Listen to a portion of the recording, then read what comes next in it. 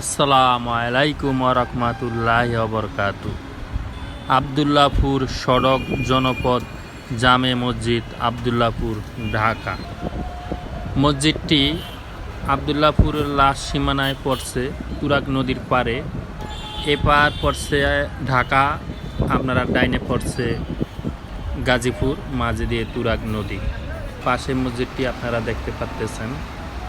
এটি আব্দুল্লাহপুর চৌরাস্তা, এটি উত্তরা দেখা যাচ্ছে। আপনাদেরকে আশেপাশে সব কিছু ঘুরিয়ে দেখাইতেছি, আপনাদের চিনতে ভালো হবে। এটি তুরাগ নদীর পুরানো ব্রিজ এবং মসজিদটি দেখা যাচ্ছে টিনের তৈরি এবং মসজিদটি নতুন হয়েছে, দেখতে পাচ্ছেন। এটি মসজিদ, পাশে অনেক বাস কাউন্টার। তবে একটি মসজিদ এখানে খুবই প্রয়োজন ছিল। ধন্যবাদ মসজিদ কমিটিকে। মসজিদটি তুরাগ নদীর পাড়ে অবস্থিত। এই মসজিদটি এখানে হওয়াতে অনেক সুবিধা হয়েছে, আলহামদুলিল্লাহ। আমরা একটি মসজিদ এখানে পেয়ে খুশি হয়েছি। মসজিদ থেকে নদীর দৃশ্যটা, আশেপাশের পরিবেশটা অসাধারণ, মাশাআল্লাহ।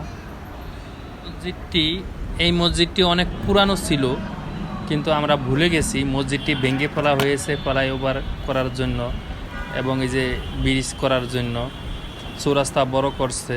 এই জন্য এই মসজিদটি, আগে পুরানো মসজিদটি ভেঙে এখন এই মসজিদটি এই সাইডে করা হয়েছে।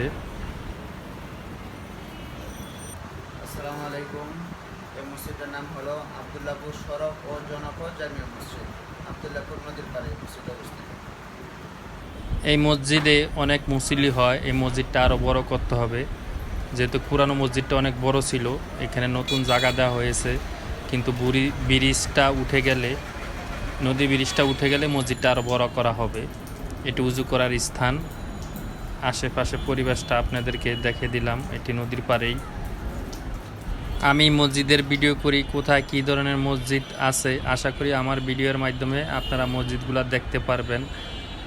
আশা করি আপনার এলাকার মসজিদটাও আমরা দেখাবো, গণবো এবং সবাইকে জানাবো। সবাই দেখবে। সবাই ভালো থাকবেন। আল্লাহ হাফেজ।